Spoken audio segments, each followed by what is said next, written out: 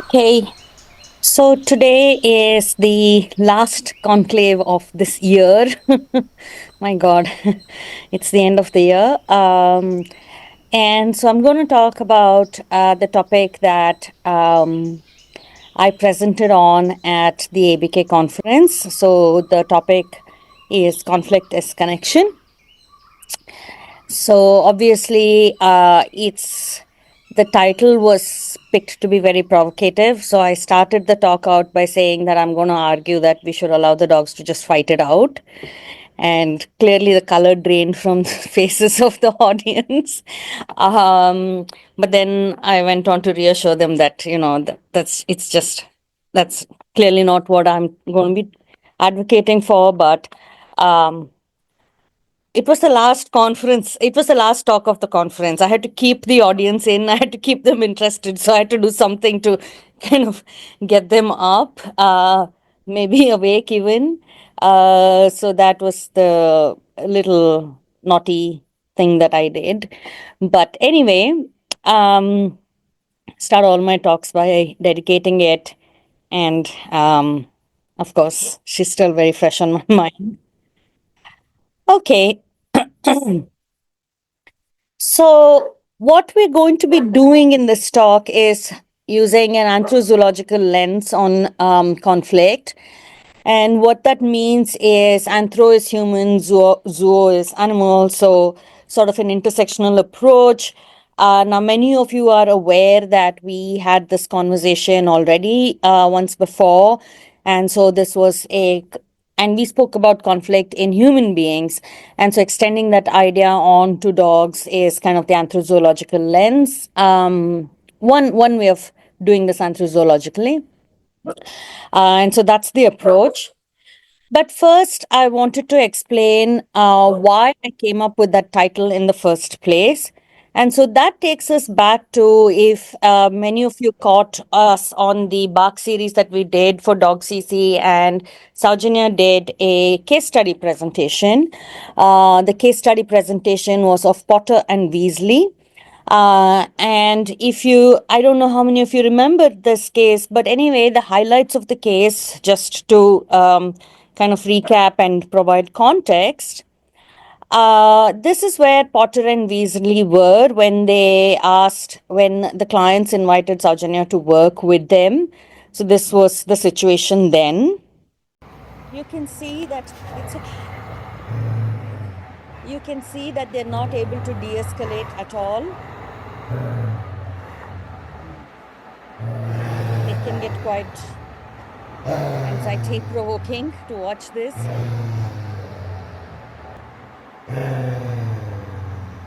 And as expected, these things didn't have a happy ending.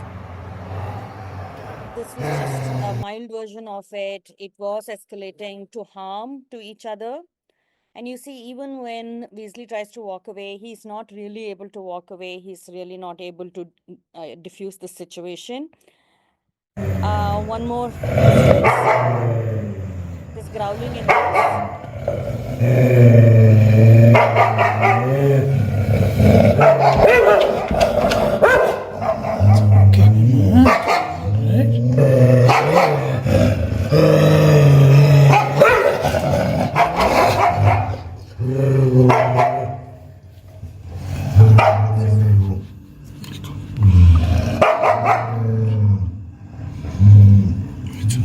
It's okay. such an intense point that they couldn't even handle each other across a door.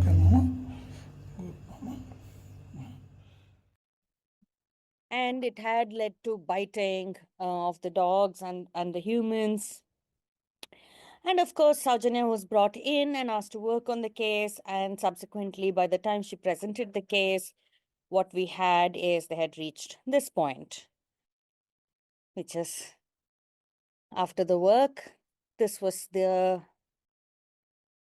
not necessarily the whole picture. There were moments of tension for sure, but there was also this. And this is, I mean, from not being able to handle each other from across the door to this is just mind-blowing, right? So it's a remarkable case. And of course, there was tension, and I will bring up that video as well. But just to show you how far the journey took them, how long they had come in their journey. So, looking at the case a little bit more from the client's point of view, they, as many of you are aware, they were willing to do whatever it takes. So, they were asked to live in two separate parts of the house, separate the dogs out entirely, and they didn't want to leave the dogs isolated. So, one person stayed with each dog. This young couple living completely separated, two parts of the house for what, 8 months, 9 months in a small city house. This was just mind blowing that they were willing to do this. And they absolutely were so committed to this way of doing things. At no point did they want to go with a faster approach, easier approach. They were like, listen, we will do what it takes. This is the approach we want. Um, and obviously, they're happy with the outcome, but really, more importantly, they're so empowered. So they're at a point now where they're able to recognize when this piece is likely, not even escalating, but likely to the piece go away, and the tensions escalate a little bit. So even amongst themselves, if they're feeling sort of they're not in a emotionally stable place, they they're able to tell that this may affect the dog, so let's take preventative action. What is that preventative action? And all of that. So they're not kind of left not knowing how to deal with the situation. They're quite empowered, and they're able to deal with it on an ongoing basis. When we look at the dog's perspective, we see that in the last video, you can see that they've calmed down significantly. The violence and the harm has stopped, and they're also able to avoid it. But slight amount of tensions do remain. They're not exactly besties. They do have a little argument, but now the arguments look different. So they're actually able to talk it out. What does that mean? So there is a video in which I'll show you later, but though there is tension, they're able to work through that. And I think that's quite a significant movement for these dogs. From the professional's point of view, from Saujanya's point of view, this was a extremely difficult case. It was one of the first few cases that she had to take. She didn't have an option. And so she was literally thrown in the deep end. And being able to deal with this, I think definitely left a sense of accomplishment. And it's great, right? This is a success story that she's kind of presenting. Now, what was interesting was the peers' feedback, right? How they came back, in the comments. And what stood out, of course, one was everybody was blown away by the clients, right? Oh my God, I can't believe these clients. I wish I had clients like this. And, they were just floored by the commitment of the clients, and it was really remarkable for them. But what was also interesting was the other, which was people were asking, why was the dog not rehomed? Why was the dog not removed from this house and moved to another house? And to me, and I'll give you Saujanya's response in a second, how she responded to it. But for me, it was like, wait, so you have these clients who are willing to move mountains for this dog, and you want me to remove one dog from this and move it to where? Clients who are better than this? Where do they exist, right? So here is a dog, an adult dog with a biting history, mixed breed dog. Those of you who have tried to get dogs adopted, you know the chances of the adoption of a dog like this. That's really not going to be easy. And so the best case scenario would probably be if the dog ended up alive on the streets for this dog, probably. Realistically speaking, that's probably what would have happened. And so I was wondering, remove the dog from the situation and really like move the dog where? That's kind of what was on my mind.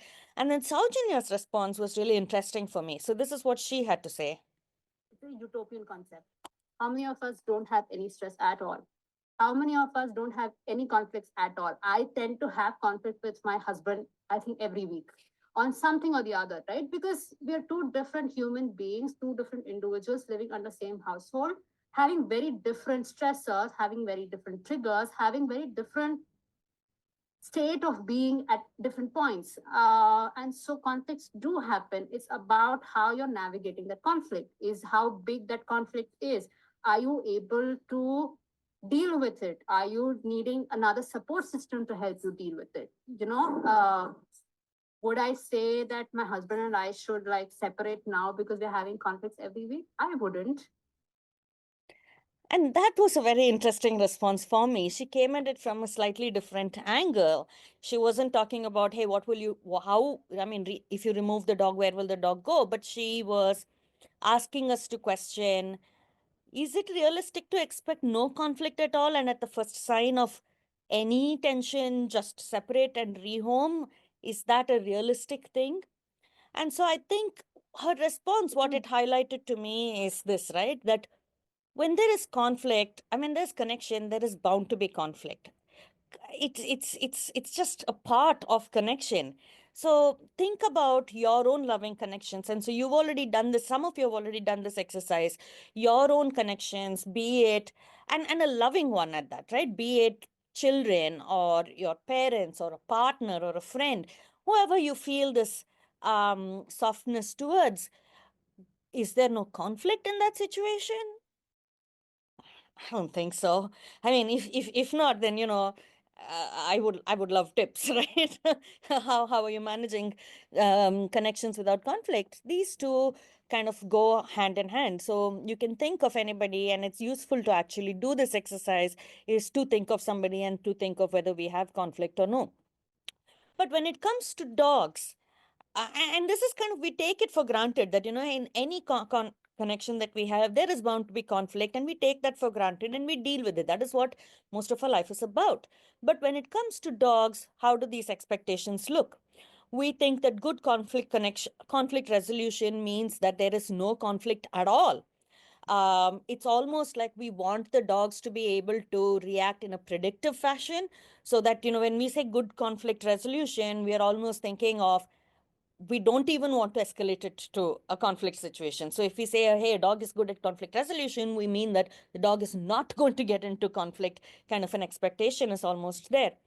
And the kind of conflict resolution that happens has to be visually acceptable to us, or auditorily acceptable. So growling, showing of teeth, and it's not necessarily considered conflict resolution. It's kind of past that. And we're wondering, okay, how do we fix the situation? In effect, saying that there really shouldn't be any conflict with dogs. And so how realistic are these expectations is something worth thinking about.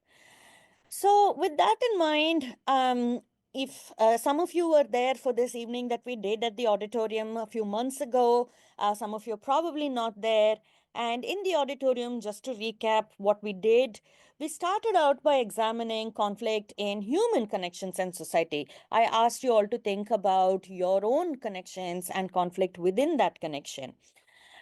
And what was really, and for those of you who are doing it for the first time, or if you're watching it in the recording, I do welcome you to do the same, to think about this as a starting point. But while doing this, it's kind of important to keep in mind something. How we do conflict resolution may not necessarily be how others do it. It's not a single way of looking at it. So if we're going to do an exercise like this, it's always a good idea to bring in multiple points of view so that we have multiple perspectives and work through it. And the other thing that is really important is to do this honestly. Most of us want to believe that we are far more graceful at conflict resolution than we actually are.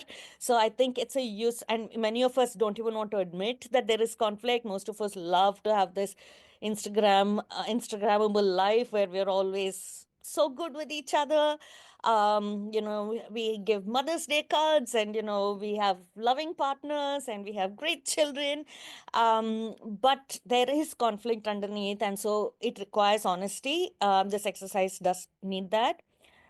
And so once you do those, and we did have that, I'm really grateful to all of you. I did give out a shout out to all of you who participated in this. I was really grateful that you did bring in that honesty, and we had so many different perspectives. And once we did that, what I did after that is I tried to extract some features that are part of such conflict. I've put such in bold, and I'll explain that in a second. Once I extracted the features, then we go back and look at dog societies and see, sort of extracting features is a theoretical exercise. And then when we observe dogs and their real lives, that's a bit more practical, where we bring in the more realistic, and then we tied the two, saying, okay, is this what we are seeing? Can this help us explain what we are seeing? That kind of a extrapolation is in order. And looking at, and of course, when we talk about dog societies, question is, can we call them societies? But I think that's a whole other conversation that I would love to have another day on in the auditorium. But I would argue that dogs do have societies, and looking at conflict within them. And I like using this word in our presentations. It's kind of cute for this context. But basically, once this exercise is done, I think the call is to ask ourselves interesting questions. For instance, we could just start with something simple. How reasonable are our expectations of dogs? But we can also ask a lot of other questions. And we will not be able to do that today because this is a 1 hour presentation. But I would love to either do a follow up on the group, or maybe even bring it up in the AMA session, or even another conclave on what are the kinds of questions that we can ask and answer when we do an exercise like this. Okay. I had highlighted such in the previous slide to say such conflict. So what do I mean by that? I mean conflict in a loving and caring relationship, not conflict in relationships where there's competition over seemingly limited resources, not where there are old grudges and vendettas, and not among strangers. But it is not to say that these are not important or that they're very different. I don't think that's the case. It's just we had limited time, so we had to break it down. And so I picked one kind of relationship, but it would be great if we did maybe another conclave to do the similar exercise across these kinds of relationships too. And I think we will find similarities and differences, and I think that's a useful exercise to do. So my point is that this is a starting point. It's not the end of the exercise. And I would love for us to take it up as a group and do more thinking around this. Anyway, coming back to the one aspect of relationship that we picked up, loving relationships and looking at conflict within it, and all of your studies that came in, what are some of the features that I could extract from it? So one of the first things that popped up was a feature that comes up frequently is the idea of compromise or walking away. I think, as one of you said, I know if this topic comes up, I know where it's going to go. So I just keep my mouth shut. I just hold my tongue. I don't say anything. So that kind of a compromise, where it's kind of not always a pleasant thing. So the other feature that came up is that kind of a compromise, not being able to say, can also lead to frustration. So we're not really romanticizing these conflicts. So these kind of conflicts within such relationships can also have a buildup of frustration. And patterns. These many seem to have patterns. Like one of you said, right? If this topic comes up, I know where this is going to go. So we know these patterns. We know there are these buttons. We're sensitive around the buttons, and we inadvertently end up pushing them also. It's become a pattern amongst us, in that relationship. So that's another feature that you see, maybe because of the proximity, that there are this time and opportunity for these patterns to develop, and they're not necessarily great patterns, right? It could just be that this is my button and I know you push it, so I'm so sensitive around it that even if you come anywhere close to it, I'm going to flare up. So that kind of, the patterns kind of get worse with time. That's kind of another thing. And then personal journeys reflected. We all learn conflict resolution from somebody, maybe an authority figure when we were growing up, maybe somebody close to us, and that influences us. So influences us as in, it could be, oh my God, I'm my mother. I'm exactly my mother. I'm doing exactly the same thing. Or it could be, I'm so vehemently not my parent. I am the polar opposite. But either which way, I think our journeys are, reflected in how we do conflict resolution.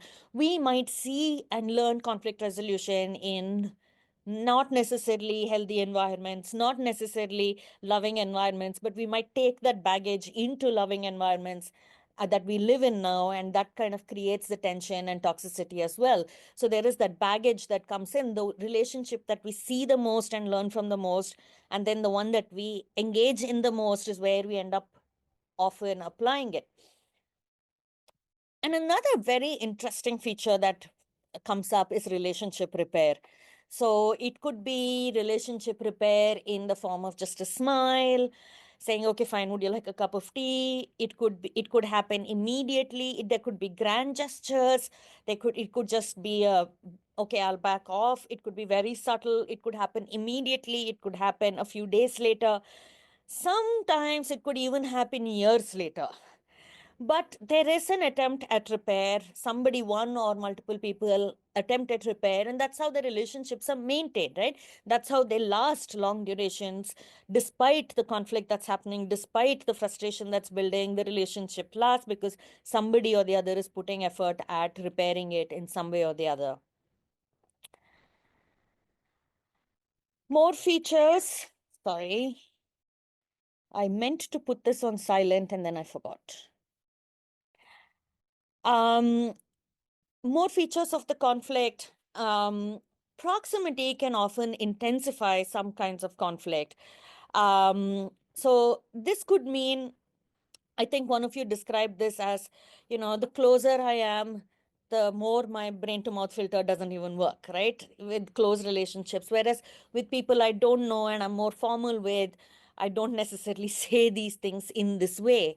So that's kind of the proximity and less masking. So I'm not attempting to say this in a polite way. I'm not attempting to say this in a nice way. And so that could be leading to certain kinds of conflict. Conflict as a sign of care. This was a very interesting one as well. I think, as one of you described, I care enough to have this argument. With others, I could not be bothered to have this argument if I don't care about them. But I do care about these relationships. Therefore, I'm venturing into these discussions. So the fact that there is conflict also is an indication that there is care involved. That's an interesting one. It has a little bit of a twist in it. But if you think about it, you might be able to see evidence of it in your own life or in others as well. Conflict as a sign of safety was a really interesting one, and I'll bring this up with dogs as well. So the idea is that I feel safe enough to claim space for my individuality and express my opinions.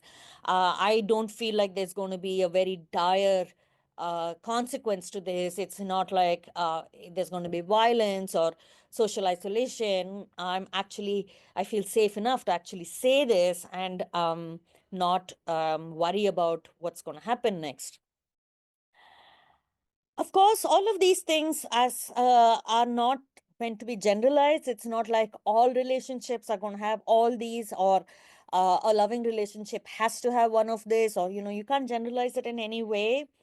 They are, at the end of the day, all subjective experiences. But what we can do is to see if these kinds of explorations can help us gain a fresh perspective on conflict, to look at conflict differently. So let's see if that is possible with what we have dug up so far. Having said that, another question that I did ask you is, if it is a loving relationship, why should there be conflict at all? I mean, after all, we are exploring specifically loving relationships. Both of you care for each other's well-being and the well-being of the unit. So technically, there should be a shared agenda here. So why should there be conflict at all? So usually it is shared agenda versus conflict of interest, but it seems like both exist. Why should it exist at all? Here again, some of the responses that you gave, and I think many of them are applicable to dogs too, right? Communication breakdown. And this one's a no-brainer.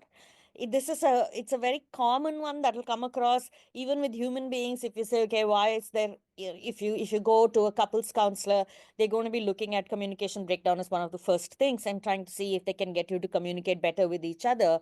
And of course, with dogs also, we see this.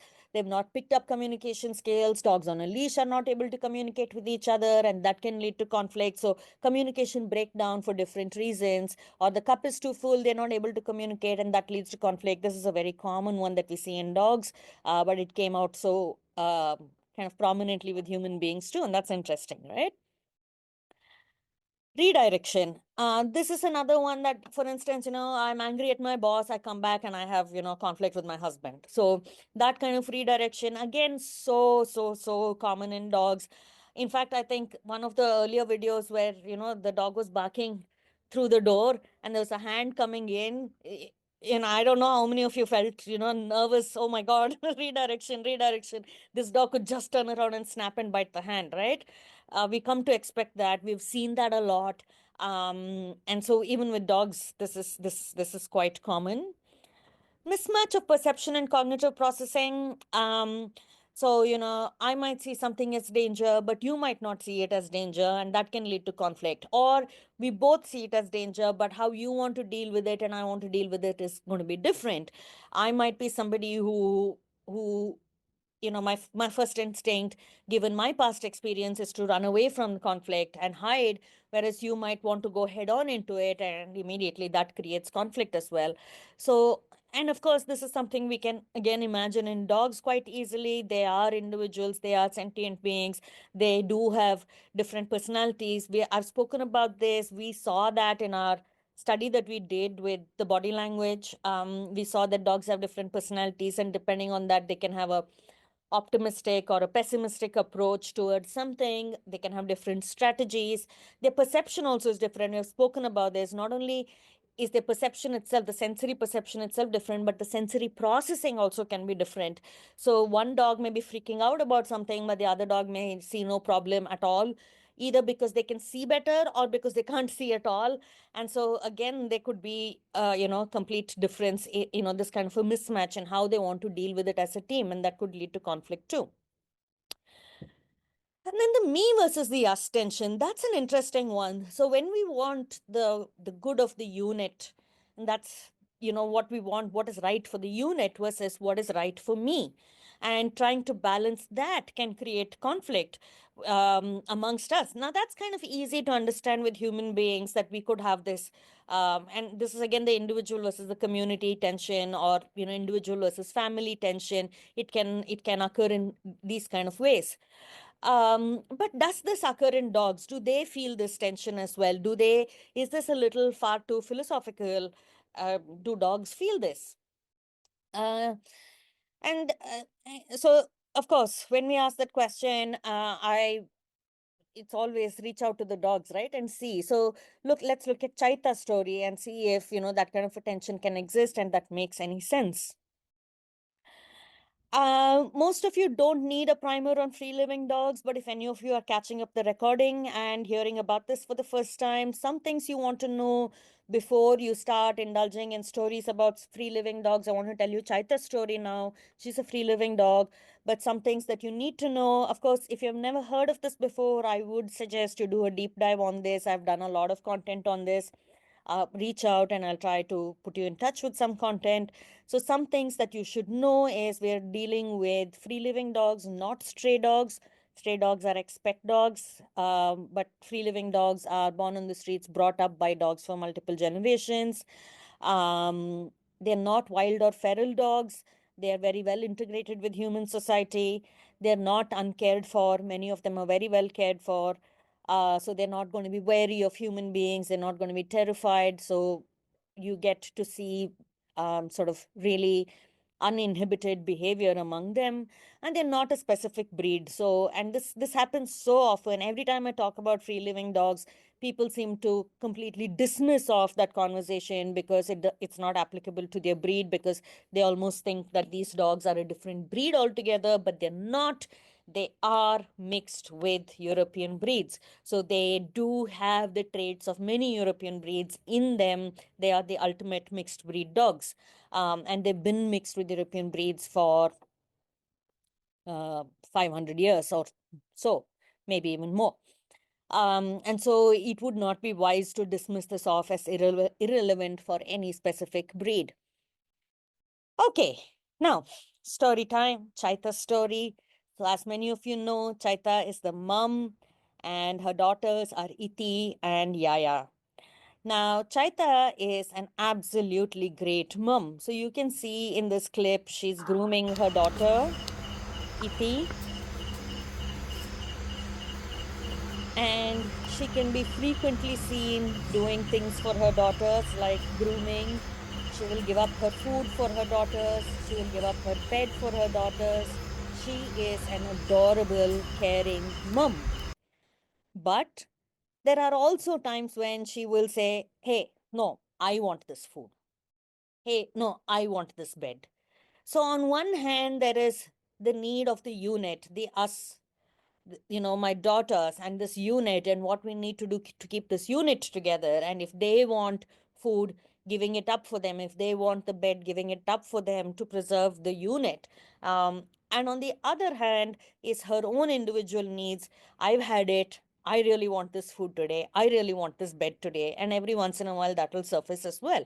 And so that can clearly show that this me versus us tension can exist not just in human beings. It's not just a philosophical concept, but in all fairness, all social beings would experience this conflict if they're going to be living together and they are individuals at the same time. So they are going to have their individual needs and they are going to have needs of the unit, and that is going to create tension and conflict. And that's kind of brings me back to the idea that connection and conflict go hand in hand, and maybe this is one really good explanation for that in social beings. Right. So going back and looking at some of the other features, do we see them, dogs doing things like walking away and compromising? Absolutely. I do see Chaita doing that. And I have a few more videos of that. I'll show it to you. I do see Chaita saying, yeah, you can have this. Fine. If you want it, you can have it. So I do see that. Do I see solidification of patterns? 100%. Most of us who have multiple dogs in the house, we know this to the point where not only do they recognize the pattern, we have also started getting good at recognizing the pattern. And that's a very useful thing, right? It's a useful thing to know about conflict in these relationships, because that means that if we're working with clients, we sensitize them saying, look for those patterns. They're likely to exist, and we can try and avoid them, or make the situation less stressful. Can the walking away lead to frustration? I think so. So I will show you videos of that. And that's an interesting thing to think about also, is if that is leading to frustration, maybe I don't have to do anything about the conflict, but maybe the frustration that it leads to is something that I can do something about, should do something about. It's maybe an area that we'd rather work on than getting obsessed with the conflict itself and saying I want it to go away. It's just another way of thinking. I'm not saying it should be one or the other, but options, right? Thinking about this differently. Personal journey reflected 100%. I'll show you a video of this, how they learn conflict resolution. Chaita's daughters have learned it from Chaita, and it's amazing to watch the video, right? Because you can see that learning. They're literally imitating it, so they do learn from each other. And again, it should come as no surprise that social beings would do this. And so again, we can expect that if one dog is resolving conflict one way, the other one may learn it over a period of time. I definitely saw that with Chiru and Nishi also. And relationship repair, do we see that? 100%. I mean, it's lovely. I'm going to show you the videos of it. We may see it in the form of affiliative behaviors. Those are seen. Walking away, we see that too. But the thing is that if they continue to remain a close-knit group, despite all the arguments and disagreements they've had, then there's a high probability that there is some relationship repair activity that is going on. And so looking for that and studying that a bit more, I think is a ripe area for us as well. And these things also surface a lot of very interesting new questions, right? And I think that's kind of what we want to also keep track of, and hopefully in the future auditoriums discuss more of that as well. And so I'm really interested in how relationship repairs happens in these animals. We have some examples, but I'd love for us to continue this conversation to document more if possible. Some of the other things, does proximity increase conflict? certainly when we see physical proximity, we do see that. So they could be best of friends, but you throw them in a small room together, chances that they're going to fight is higher. Many of you doing back bed, you remember the Chiru and Blackie video, and one of the things that I remind you often is if the same conversation had moved indoors and that proximity had increased, that conversation would not necessarily have gone well. It would have added to tension. So yes, so no matter how much they love each other, even with Nishi and Chiru, they absolutely loved each other. Even with these guys, they love each other. But if they come very close, I can see that does happen. And proximity, and when I say proximity, the kind of, if they're very close to each other, that's and they're spending a lot of time with each other, living in the same home, patterns, that's also something that we definitely see. What about dropping of masking? This is an interesting one too. I do think so. What I see is that they're less cautious with each other. There's less ritualized behavior. So if they're new dogs, they may take more time with each other. You may see more curving, more head turns. They're more tentative. You guys have seen the videos of Chiru and Blackie. You've seen some of the other videos where they think a lot about it. Whereas if they're so close to each other, they're not necessarily doing all of that, and they can like bump into each other too. They're not even curving sometimes. So we do see that ritualized behavior goes down, but that can also lead to conflict. Sometimes some politeness is required, and that can lead to conflict. So they're more likely to cross boundaries that can escalate. What about conflict as a sign of safety? I absolutely think that we see that in dogs, especially if you're looking at rescue dogs, shutdown dogs. One of the things that we see is about 2 weeks into the barks program, they start coming out of their shell. And that coming out of the shell can often look like conflict. So they might come out with, you can start seeing bad behaviors, you can start seeing aggression, those kind of things kind of suddenly ramp up after we have been doing a lot of reassurance and things like that. And the way I kind of explain that is where they're feeling safe enough to express themselves, but they're not done with their healing journey. They're just into it for 2 weeks, right? They have a long way to go. So they're still struggling. Their cup is still full and up to here. So they're not healed per se, but you have moved the needle. They are feeling safe enough to express themselves. So this could be a good sign for us. Not that we should allow them to harm themselves, and not that we should not do anything about it, but this is one of those things where if we see conflict, I don't know if we should be feeling uncomfortable about it or saying, oh, okay, that's a good sign. And this could be one of those. And again, I bring this up so that we can put different perspectives in there. We don't have to always be nervous about conflict. And I think this is also the case with Potter and Weasley.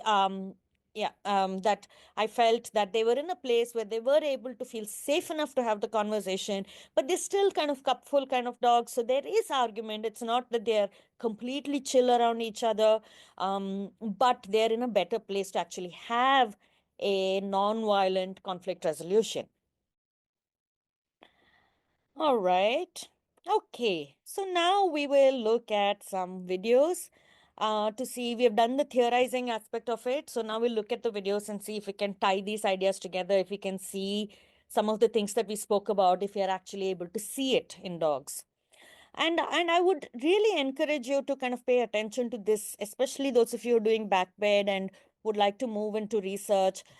Pay attention to this kind of an exercise, because this is what we want to be doing when we want to move the needle and move the conversation, and we want to approach this qualitatively. We want to be doing something like this. And you've seen this in my dissertation as well.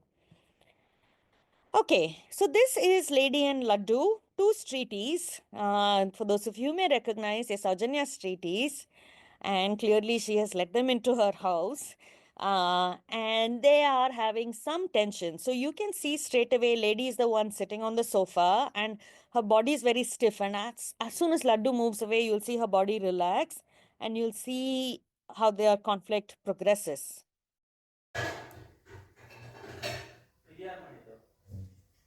Laddu walks away, and you can see her immediately relaxing. So that was a tense situation, but he diffused it, and then we'll ignore Zoe for a bit, and he goes and seeks connection. So we don't necessarily have to deal with conflict by saying, hey, stop, but watch. Maybe they can resolve it themselves, but come back for something. Come back for, okay, can I feel a little bit better? Then he tries again. He tries to have this conversation again. It's not working for lady. It's okay.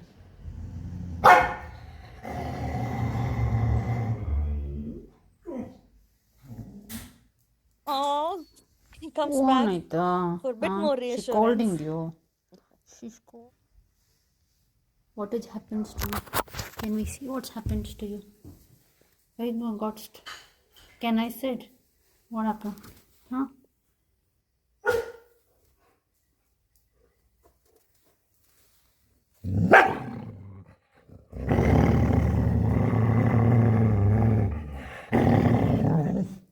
ಯಾಕಮ್ಮ ಯಾಕೆ what happens you both got into a fight huh?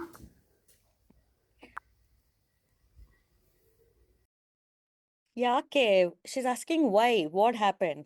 So this was interesting. She did have in one of the AMA sessions we spoke about this. I don't know if any of you there, where she did ask me about this, right? What is the ethics around this? These two have been friends forever, even before Saujanya moved in there. They have had conflict, they've resolved it, they continue to remain friends, which means that they know how to sort this out somehow. They're not harming each other. And they are free living dogs. So then what is our responsibility here? Should we be doing something about it? We won't go to the forest, and if we saw two free living tigers fight with each other, we wouldn't say, hey, we need to do something about it. Free living animals who have their agency also, do they have the right to engage in the kind of social relationships they want? What is our role here? Should we be butting in? Should we not? Should we be changing things? You can see that she hasn't done much to change the situation, but she is trying to support the two dogs as they go through this by providing them connection and touch. And that's, she's still trying to figure it out. But it's an interesting one that has a lot of things for us to take away from it, particularly the need, how we can continue to support dogs that are in conflict while we don't necessarily break up the conflict. There is peripheral support that we can provide in terms of connection. This next video is an interesting one. There's a bit of role reversal here. So here it is Laddu who is kind of asking lady not to do something. Maybe it is don't approach.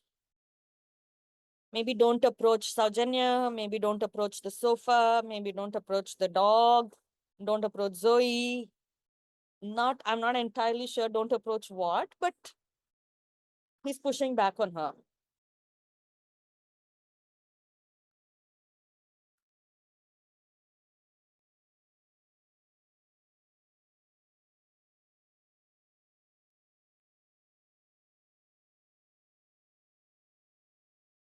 You can see her kind of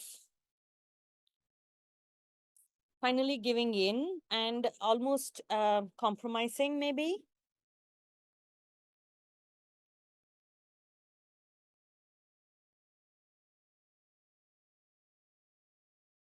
So she almost is giving in, maybe compromising, but could this build frustration? Possibly, because she doesn't seem happy about this compromise. She doesn't seem like she's okay with this. She's still kind of not a bit unhappy about this. So could there be, though they have resolved the conflict, could there be frustration? In which case, can we do something about it? Could Saujanya maybe later come back and make her feel better about it, or give her something at this point? Ways to think about this. But this is a great example of that kind of compromise and that compromise not working. Juhi might recognize this video. So this is Night Fox and Tiger. Tiger is going to be walking in a second. And this is the new dog. The white dog here is the new dog. The brown dog is Night Fox. The white dog wants to engage with Night Fox in a way that Night Fox does not like. And that creates conflict between the two dogs. Tiger walks in. He also seems to pick up the battle on Night Fox's behalf. So that creates conflict. This video is interesting. So there's a lot that we can see here. I'll talk you through it. So he definitely wants this relationship, the new dog. So you can see this is leading to conflict. He's being told off.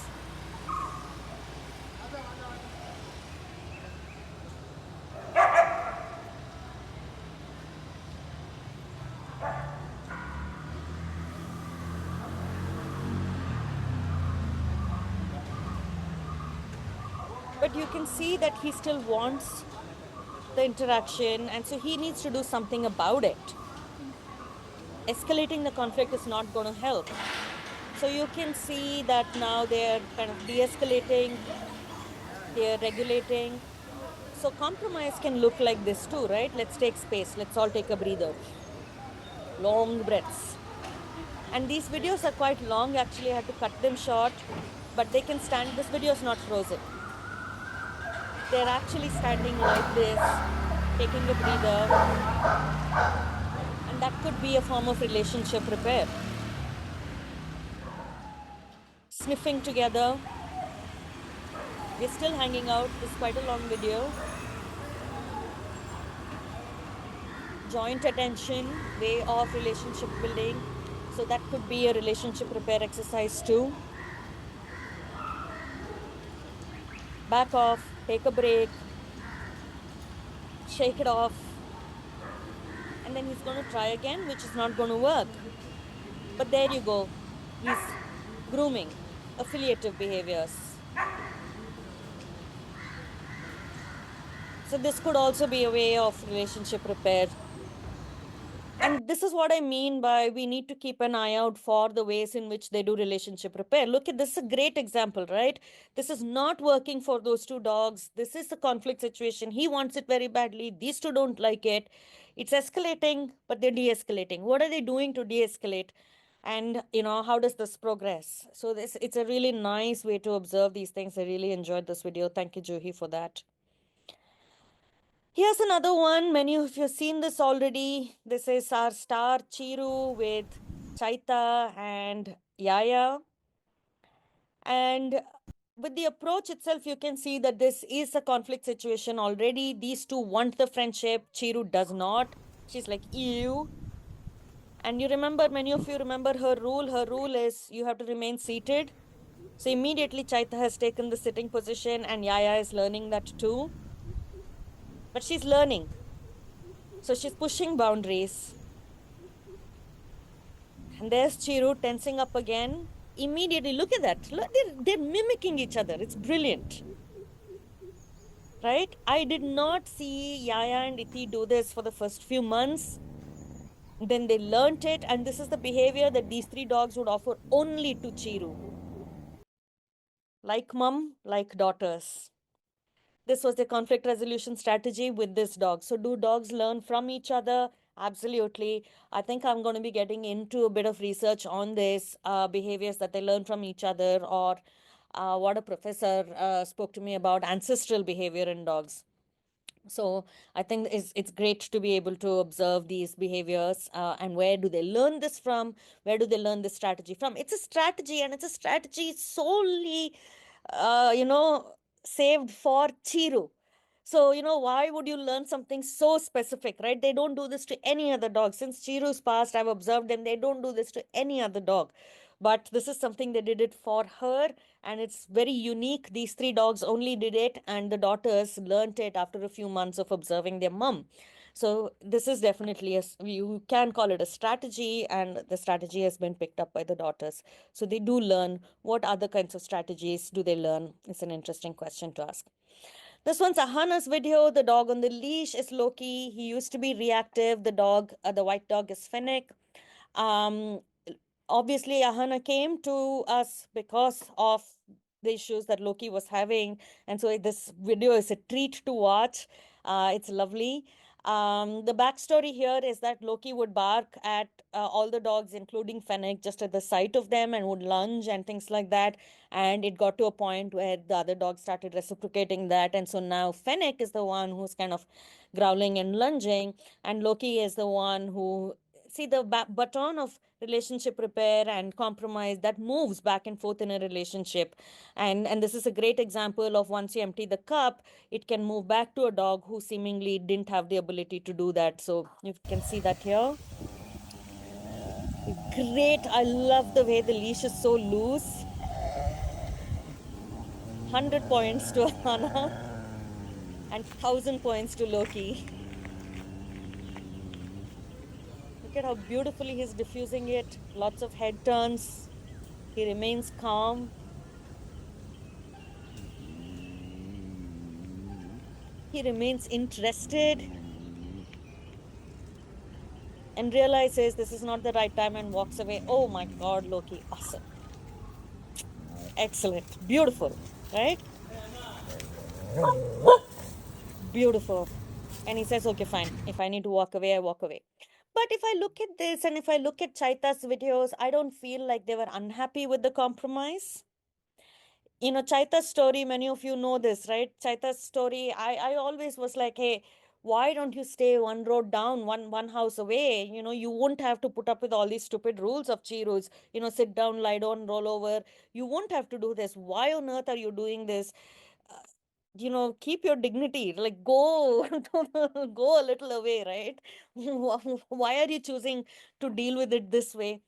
But keep your dignity is really my way of looking at it, right? It's a very human perspective on it. Maybe they don't feel it as a compromise, or maybe certain kinds of compromise don't feel as frustrating.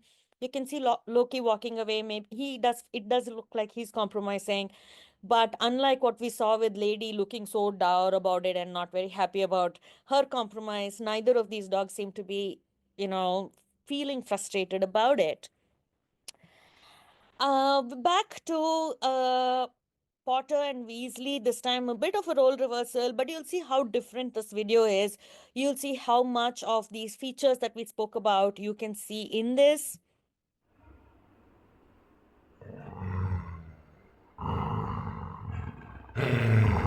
So it starts out similarly.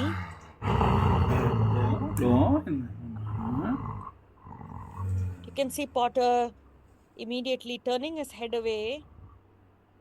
That reduces the growling a little bit. But what's even better is he walks away. Lovely. Now he's diffusing. He seeks connection. Again, this is probably a good idea to provide connection at that point. He's doing everything.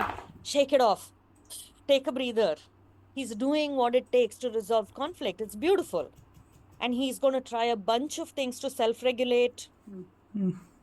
He goes and sniffs at that place for a really long time. I cut the video short, but he sniffs for a very long time. He tries different approaches. He even tries to walk out of the room, diffuse it further. Brilliant. And then the human actually realizes that I can support this by creating some extra space for him. So look at how much he's trying, right? So he puts the pillow. Pillow is a nice barrier. You can even keep the pillow standing up. That has also helped for me. But look at how, despite that, he comes and he asks, is it okay if I come up? Are you okay with this?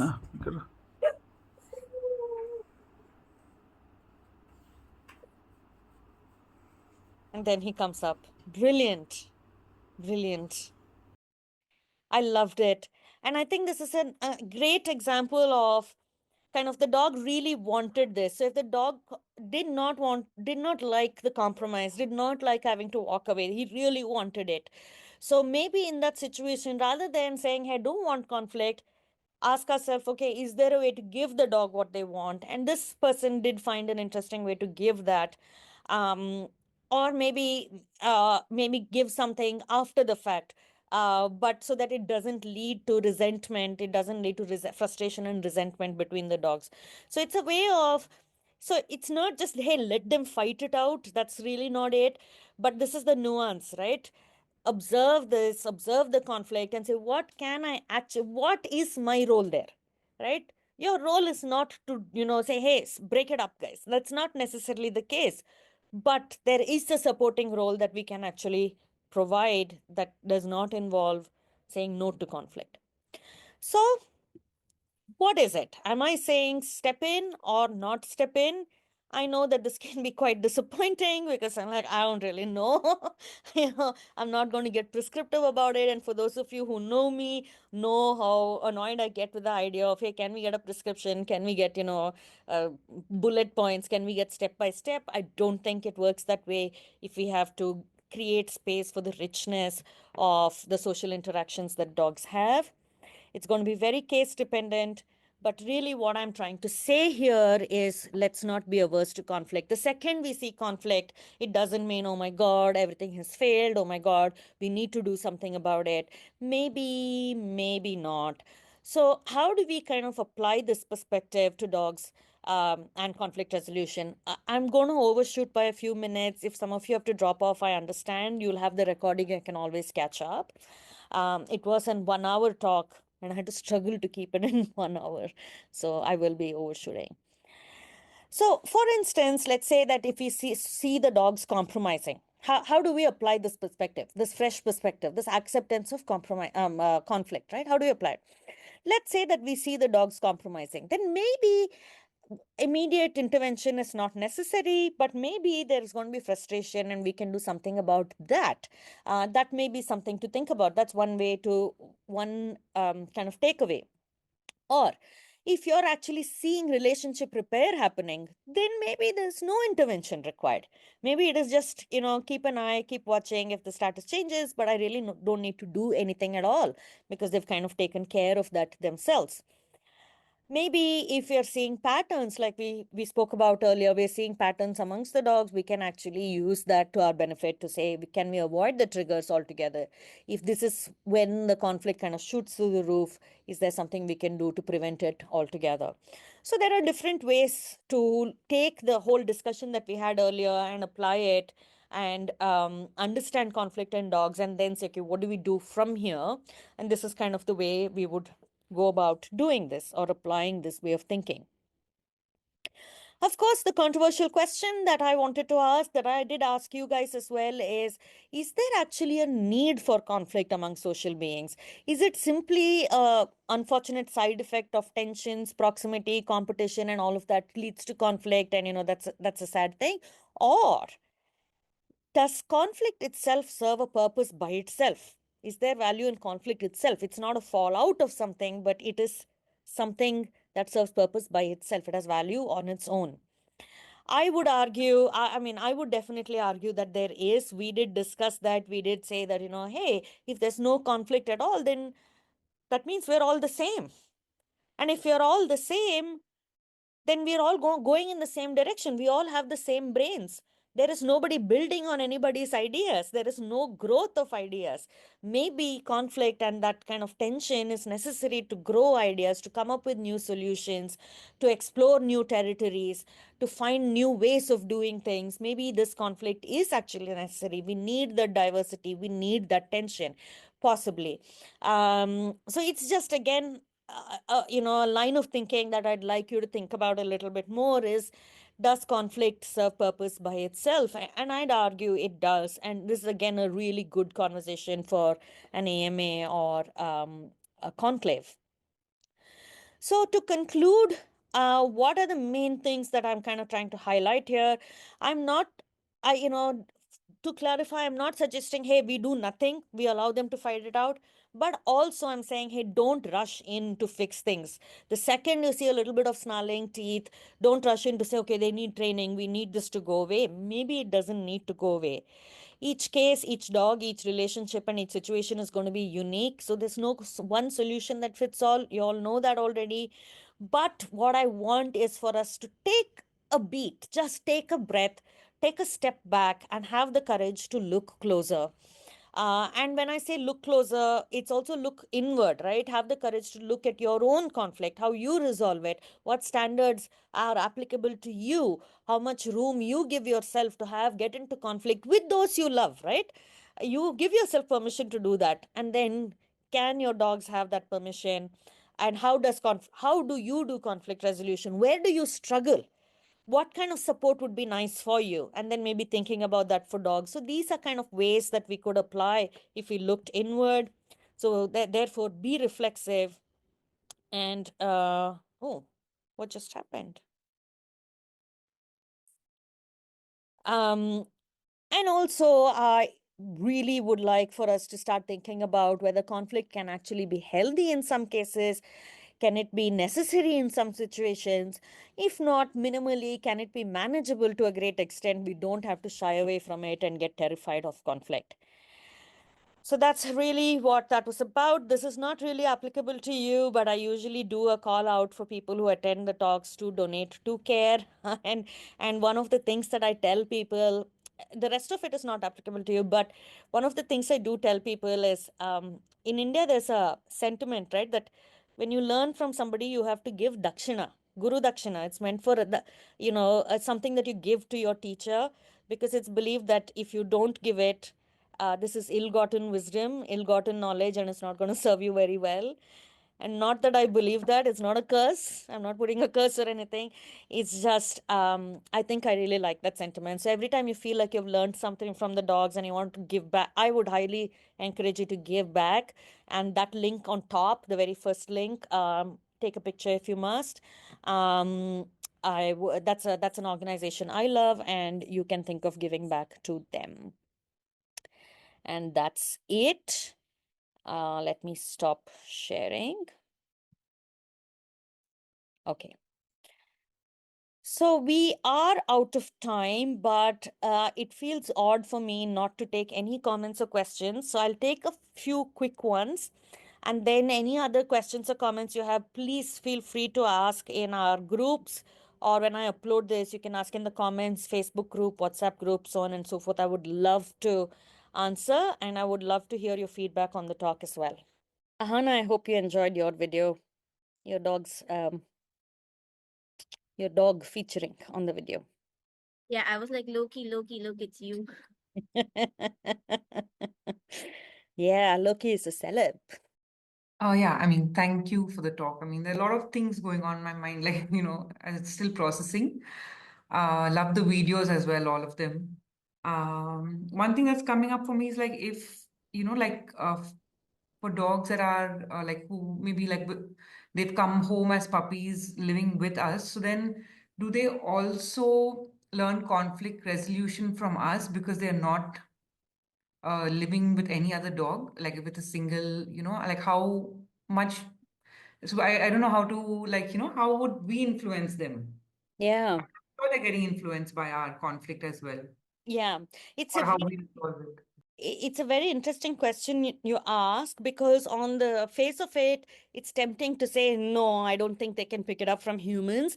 But we do know that there are studies where dogs can observe human beings and how they treat each other, and recognize if, humans treat each other unfairly, and have an opinion on that. So if they can see fair and unfair, I think they can understand conflict resolution to some degree.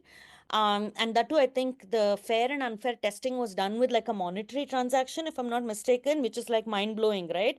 Because they don't have a concept of money, but if they can understand fair and unfair through something like that, I think they do pay more attention to us than we ever imagined or ever begin to understand. So it is possible. And then the other way that can also happen is if our conflict resolution tends to be high tension, right? Like we are yellers or screamers, or we get angry a lot, I think that can fill their cup up, and that can make conflict resolution hard for them. So I think we can influence it in that way as well, which is the way we lead our life and how we lead conflict. Can The poorer we are at it, the poorer they can get at it through that cup filling mechanism. But also, I would not rule out observational learning from dogs. It's a great one to continue to observe. And if any of you saw examples of this, I would love to engage on this and to examine it closer. It's a great kind of off to go on. Yeah. Okay.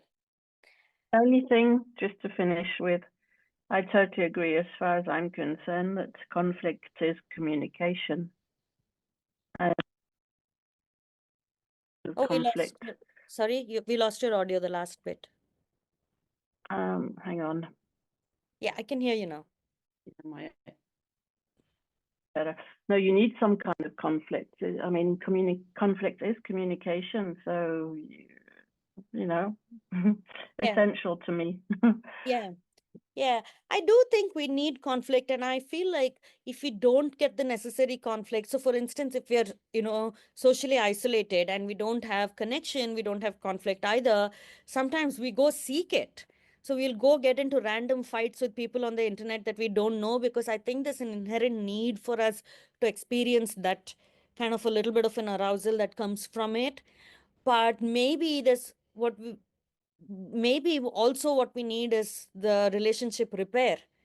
Maybe those are also moments where we realize what the tenderness of a relationship, the dog that we saw with Night Fox and the white dog and the grooming, that can feel pretty good, and that comes as part of relationship repair. So maybe that feels enjoyable too, and in contrast with each other it feels really good. So maybe we need it from that perspective too. So maybe there's an emotional need, maybe there's a growth need, maybe it's a communication need, maybe it's a need to get that high, that rush. So there could be multiple needs there as well. So yeah, absolutely. Okay, great.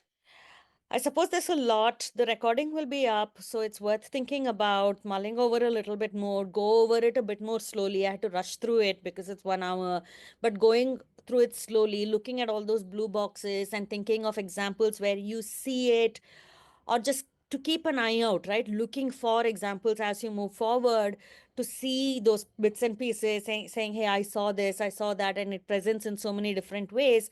This is useful for us because the more we observe, the more we will understand conflict, and the less we will be afraid of it when we see it. We recognize different aspects of it. We see where this is going, so we're not going to get so terrified of this, and we can get more accepting of conflict. And the more accepting we get, we create more space for them to do this more gracefully. So it's a very useful exercise to do. When we say observe conflict, you say, okay, observe, and observe for what? Now you have a bit of a framework. You have all those blue boxes, so you know what you're looking for. You can start looking for it, and you might find variations. You might find disagreements too. That's great, but it's just a starting point rather than just saying go observe dogs. And most of us don't know what to observe. Okay, I'm observing, but what? What am I looking for? Okay, I see two dogs growling at each other, but what am I looking for, right? Then looking at these aspects might help us understand a bit more about this and say, okay, I do see conflict, but I see them talking it out. When I often say, hey, they're talking it out, many people can't see it. What do you mean by talking it out? But now we know, do we see compromise? Do we see relationship repair? We can see these things. So you do utilize those boxes to start observing, and I would love to see footage of it. If you have footage that you see that fits into any of this, I would love it. And do think about it. Do think about also non-loving relationships and conflict within that, and how can that look different. So do think about that too. Share your ideas in. If we have enough going, we can do another conclave. I'd love to do an interactive one where we unwrap this and unpack this a bit more. So I would love to do a follow-up for this, but for that you need to do a little bit of work and come back with some thinking, and we'll take it from there. How does that sound? Sounds good. Yeah, I love this kind of work. I absolutely love this kind of work. And this is what I want the auditorium to be for. All of you who participated the last time, thank you so much. I think your input was so valuable to go there and talk about it. And I saw people's eyes light up, and they were like, oh my God, we never thought about it this way. So, what was seemingly just a evening's conversation amongst ourselves has inspired so many people to think differently. So the conversations we have here, it's it is changing the way the world is thinking about dogs, guys. It is changing the way. It's making such a big difference. So let's continue talking, and thank you for your participation. It's so valuable.